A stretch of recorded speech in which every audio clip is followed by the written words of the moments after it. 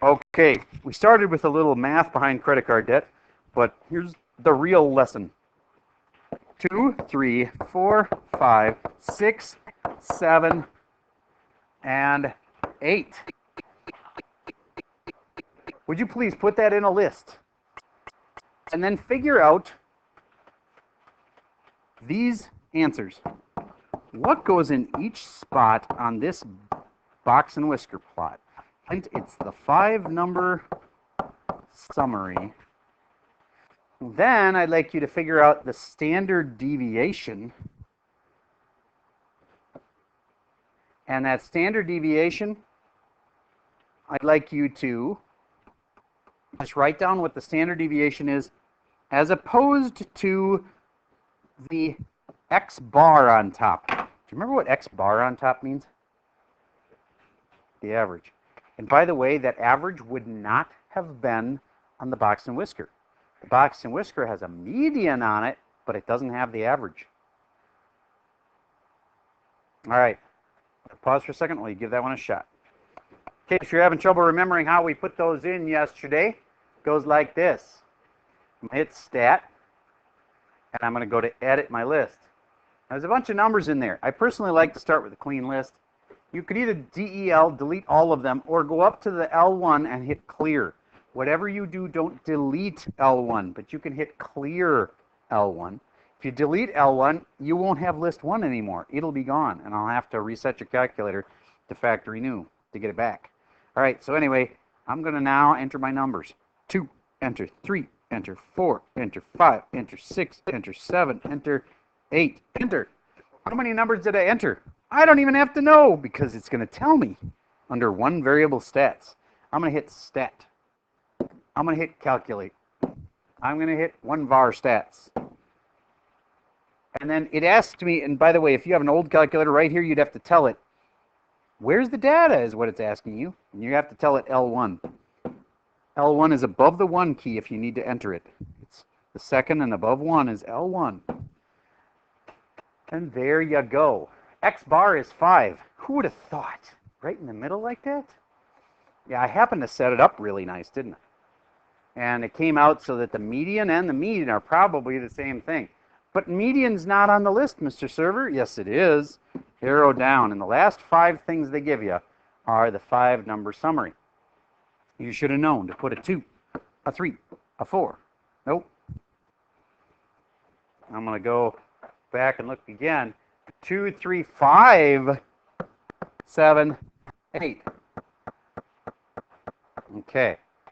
Now, is this a normal data set that you see every day? No, not at all.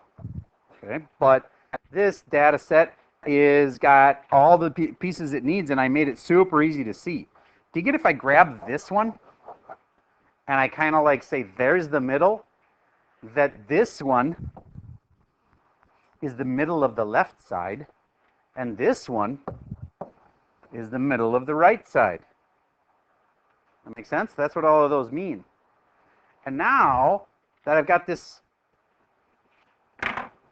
5-number summary, I can answer a few questions like, what is the interquartile range? Well, which one's Q1? 3. Which one's Q3? That's Q1, sorry. That's Q3. And those are the quartiles, the interquartile range, the range between the quartiles. 7 minus 3, 4. Raise your hand if you knew it was 4. Okay, awesome. Then, what's better, the mean or the median? It's not really a question of better. They're the same in this case, aren't they? I hope you realize this is the median right here.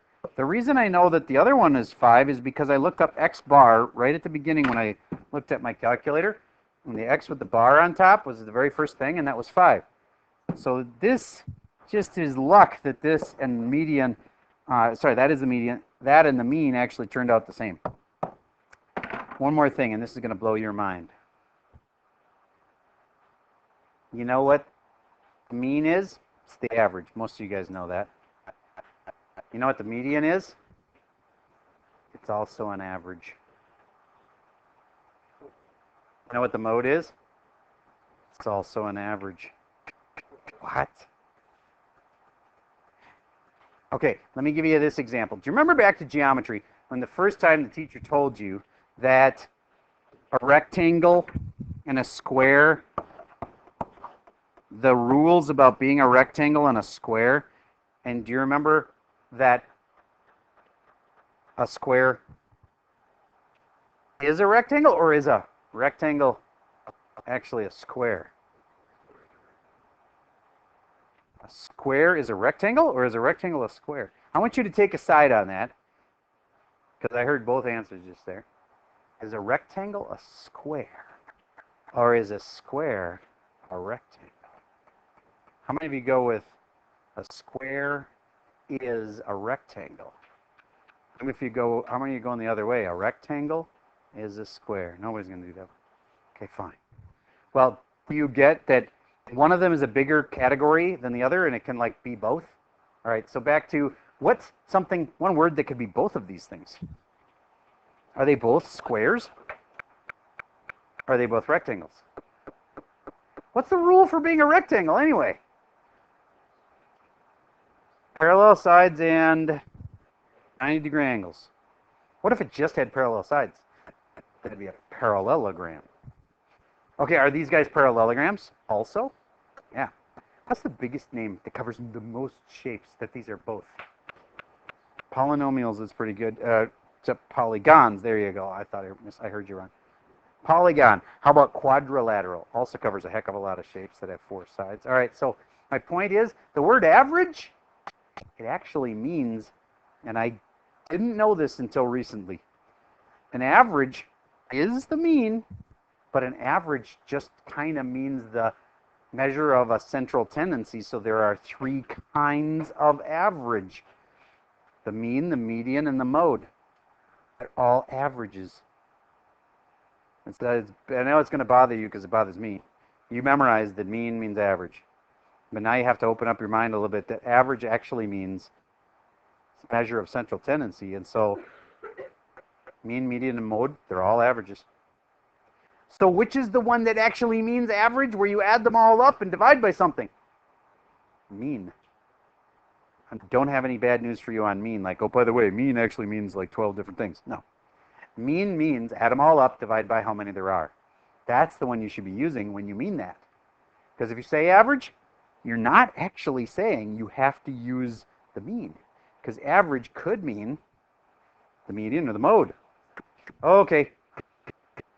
Next thing I want to talk to you about is something, this is just a little pre-teaching.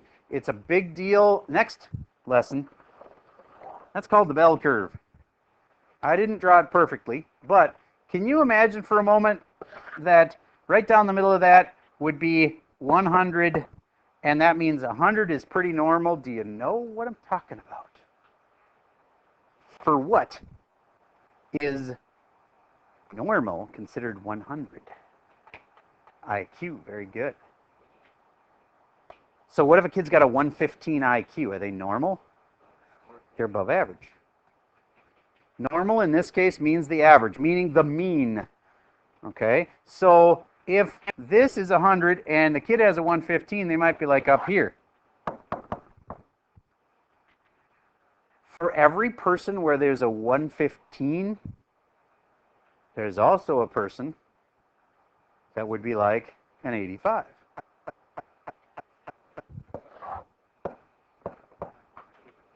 For every person who has like 130 IQ, there's somebody who has a 70. All right. Next, let's talk about standard deviations from normal. Did you know, I didn't pick 115 just randomly.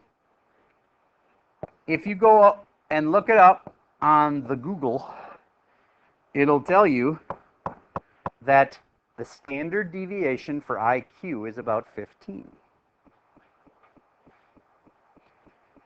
If you go 15 points in both directions, and you just think of this as a whole bunch of people have an IQ in that range. If you go 1 standard deviation in both directions, it's about 2/3 of the people. If you were going to make that to be a decimal, it'd be 0.666666.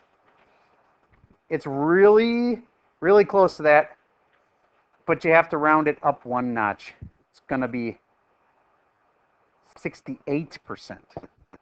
Not 67. I know that's what it would have rounded to, but we have to go to 68. I'm just trying to tell you it's close to 67. It's close to 2/3. It's not 2/3, but it's about 68%. Now, technically, it's a decimal. If you want to memorize it out to like 6 places, it's like the person who memorizes pi out to 400 places. Those last few places don't matter that much. Pi is about 3.14. This, the total, no, there's nothing wrong with memorizing pi a long ways. My daughter did that. It's cool. I'm just saying it's not very useful. If I say that this is 68%, that's close enough. There's actually a decimal, and it's obscure, and you don't need to know that. But do you get going one standard deviation in both directions gets you most of the people? More than 50%. More like 2/3 of the people are in there. All right. Do you get a lot more if you go out 2 standard deviations? Oh, yeah. You go out 2 standard deviations of 15 each. That means you're at a 130 IQ, or you're at a 70 IQ. That brings it up to 95%. 95% of people are in that zone. I'll save the last one for something to teach you tomorrow about this. But I wanted to show you another thing that standard deviation was good for, because the biggest thing I taught you yesterday that I don't think you knew was standard deviation. And I want to make sure you get what that means. So if you happen to have an IQ of 115, you would know that you were 1 standard deviation above normal.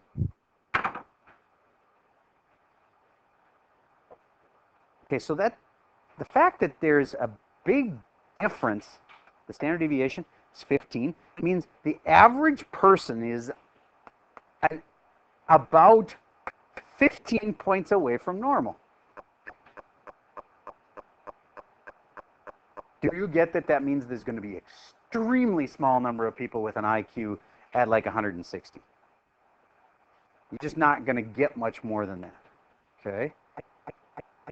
There's that one guy. Did I tell you the story about the 12-year-old? He hacked the Defense Department system at like 12. He was able to hack into the Defense Department's website. And they did something kind of smart. Instead of like finding the kid and like throwing him in jail, they said, "Want to come work for us?" And it's actually a true story. Look up the story behind Scorpion. They made a TV series about it. The guy's real. He actually hacked the defense system when he was super young. They went and found him and didn't arrest him or yell at him or anything. They just said, "You're incredibly talented. We want to work for you." He's got like the 2nd highest recorded IQ in history. No, that's an actual scorpion. That's not the TV show Scorpion. Okay, scorpions don't have high IQs. All right, so back to, that was a little pre-teaching so that when we hit that and it's more difficult, you'll stick better. All right, because today's kind of easy. So today, what are we really doing? How about if I just give you a box and whisker and ask you questions? Some of them you can answer, some of them you can't. So let's say this is 8, this is 12, this is 17, this is 21, and this is 40. You might say, "But Mr. Server, this is way too big, but did I have any control over what that max number was going to be? Like, it could have been massive." That's called an outlier, if it's way different than all the others. You guys know that word? Okay. But even so, these stay, these, and these stay to what percentages? What percent of the data is in each of those? 25% of the data. If I asked you, what's the interquartile range? Don't say it, think it. Interquartile range. Did you get 9? Because you did this minus this. Okay. How about if I said, what's the average?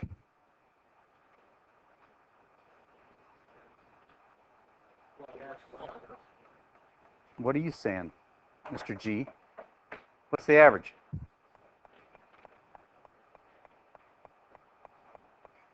He says 17, but I'm not sure that's right. Would you say he might be close on his average, but not sure? Because what's 17? Hint, it's not necessarily the average, it's the what? Median. All right, good. And I would expect the average to be about 17, but wait, we have an outlier. You get that 40 is like really big compared to all the other numbers. That's why it stretched the right side out on the graph. So there's an outlier. That means the average is probably actually higher than 17. Do you get that the middle number doesn't get thrown off by the biggest number?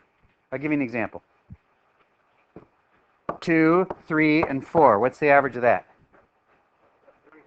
3. What's the middle of that? 3. 2, 3, and 87. What's the average of that? Oh, I don't know. It's really big. But what's the middle of it? 3. You didn't care that there was a really big number there? So the middle number doesn't get thrown off when you throw in an outlier. But what does? The average. All right. Would this have a high or low standard deviation? That would have a high standard deviation. The average might be like, I don't know, let's figure it out. May17, 92 divided by 3 is about 30-ish. Does 30 represent this data set well? No. 3 actually represents it better. But it'd even be better if you could throw out an outlier. When you get to advanced stats, you can throw out outliers. You can say this number is officially an outlier because it's more than X number of standard deviations from the normal. It's just too big. Actually, it's what it is how far is it from the other data. So it's not necessarily how far it is from average, but it's how far it is away from the other numbers. So if you've got 2, 3, and 87, this is an outlier, obviously. Okay, it should have more data points to make this more legit, but I'm trying to keep it simple. Okay, and then last thing I have to teach you. These kind of confuse people. So let's see if you understand this. This is how much money you have in your pocket right now. 0 to 1,000. Would you agree it's pretty likely that most people have 0 to 1,000 in their pocket? Okay. So if I just ask that, then everybody raise their hand. They're in that zone. Okay. Yeah, I know. There's going to be some kids going to say, actually. Anyway, but. Yeah, you can't have a negative dollar on you. You might have a negative net worth. Like you have no money in the bank and you borrowed money from him. That would mean you have negative net worth. But, okay. So this would be kind of boring if I just put everybody in here, right? But what if I divide it up like this? $0 to $3. Why did I put a parenthesis on this one? Because it has to be more than 3 to $5. Then $5 to $10. And then $10 to $50. And for the last category, we really have to have something, because what if somebody happens to have more than $50? Then we have to have a last category. 50 to buco. 50 to buco bucks. You got buco bucks. All right, figure that out later. So, how many of you, now first of all, just to protect yourself, it's okay with me if you lie about this, because if there's some kid who's got like $100 and they don't want to tell everybody, you can just say that, act like you've got 8. I don't care. You can either be honest or you can lie to me. Raise your hand if you're between 0 and 3. On you, in this room. 1, 2, 3, 4, 5, 6, 7, 8, 9, 10, 11. 11 are in that category. How many of you are between $3 and $5? Nobody. How about between 5 and 10? 1, 2, 3. How about between 10 and 50? 1, 2, 3, 4, 5, 6, 7. 7. And I'm just going to do this last one for the fun of it. Who's in the buco category? Or is going to lie about being in the buco category? This one's fine. 1, 2. All right. So now, you know what that thing is? Well, I've organized the data, but one thing that it's not good for is like telling me what the average is. Do you get one of those buco people could actually have $1 million in their backpack? Anyway, so I can't tell for sure what the average is from this. I can't even tell for sure from this what the min and the max are. But I could graph each of these and make this go up 11. So let me act like that's $0. And this is 5, 10, 15, 20, etc. And I could say there's this many people, 11 people in this category. See what I'm doing here? 0 people in this category. 3 people in this category. 7 people in this category. Okay, and you're going to have to be able to make one of those too. Not that hard. It's not like a bar graph. You heard of a bar graph before? Pretty much acts like a bar graph. All right. So the last kind I need to tell you about is the most fun kind, because a lot of people look at this and go, what is going on?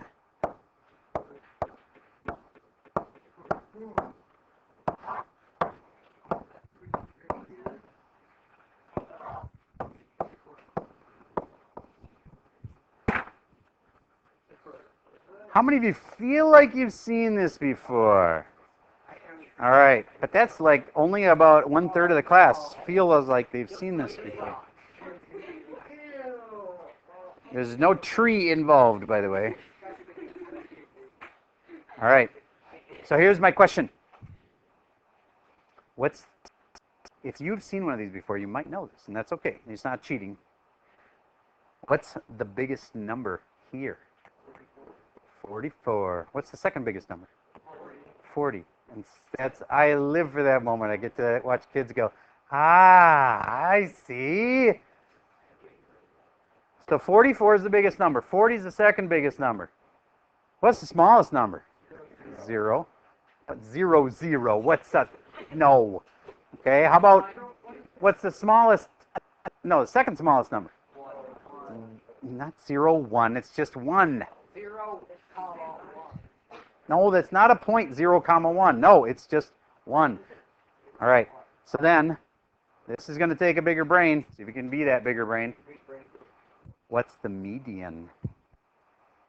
Don't say it. Don't say it. Once you find the median, write it down. We don't want people to go, oh, well, it's that because the smart girl said it, so I'm not going to even try.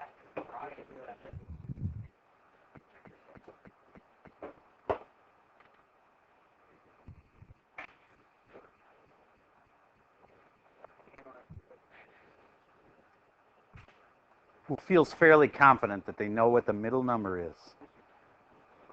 What do you say, young lady? 27 is correct.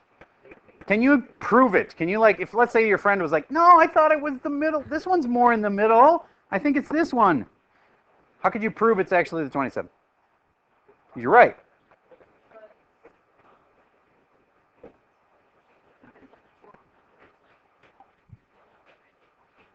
Oh, I like it. If you listed these in order from left to right, there would be that, and that to the left of it, and that, and that to the right of it. So I'll just list the ones that are kind of near it. There was 21, 21, 27, 31, 34, and 38, and this happened to be the 27 was right in the middle, etc. I'll go back one number, 24. There was a 24, and it keeps going in this direction, and it keeps going in that direction.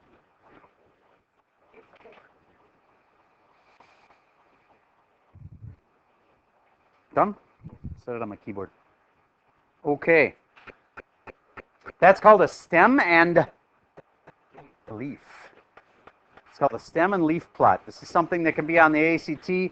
So one of those things that, like, You can just look at it for a couple of minutes, have somebody explain it to you, and then if you see this chart again, it'll be easy. This isn't that hard at all. It's just knowing what it means. Okay. So let's see if you can go the other way. 21, 24, 28, 30, 30, 38. Would you please put those 1, 2, 3, 4, 5, 6 numbers into a stem and leaf?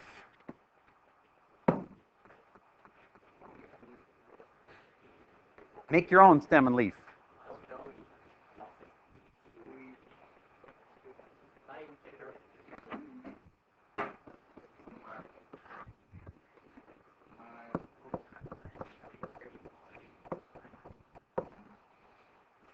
Is that what you got?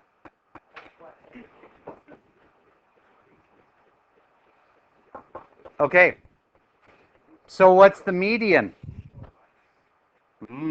But Mr. Server, there is none in the middle. There's always a middle. There's always a median. Was it like a tie between two numbers? No. What's the median? 29. Raise your hand if you knew it was 29. Okay, good. All right. So that's what a stem and leaf is. Now you know everything. Let's go do the worksheet. I'll pause for a second. We'll pull that up.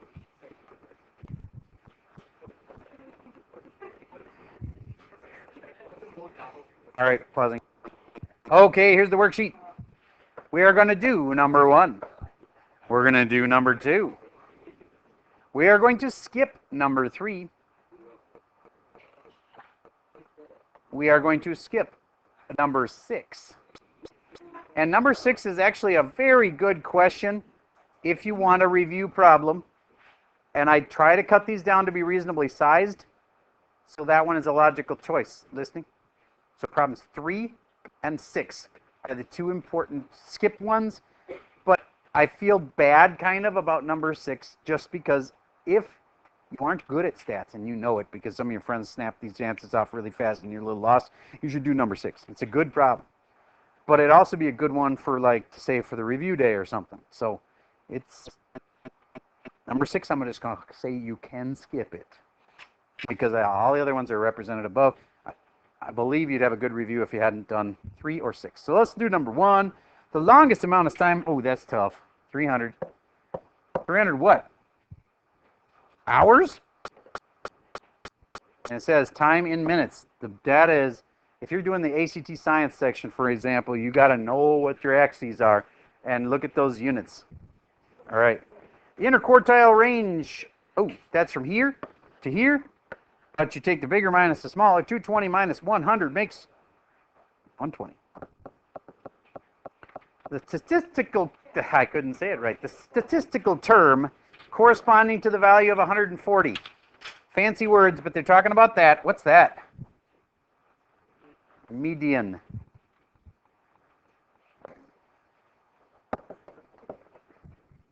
True or false? Median is an average. True. Now you know that. Earlier, like less than an hour ago, you would have all said, no, median's not an average. They're different. But now you know better. You're a little smarter. That's my job. What are the 3 kinds of averages? Mean, median, and mode. Which one's the worst? Mode. Because it, a lot of times just boils down to luck. Which one happened to get more than the others? A lot of times mode really doesn't matter much.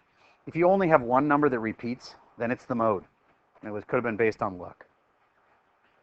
Okay. Percent of students spend between 140 and 220. Well, they're in this little section right here. Are they in one of the quadrants? Yes. What does quad mean? 4. That means 4 of those sections. So they're 25% each. So there's 25% of people in that little zone. 12-minute warning. There'd also be 25% in this little zone. In between each of the major data points, there's 25%. In between this and this, there's 25. And between this and this, there's 25. Okay. I think I done taught you enough to work. If you need help, please ask. That's all I got for you for today.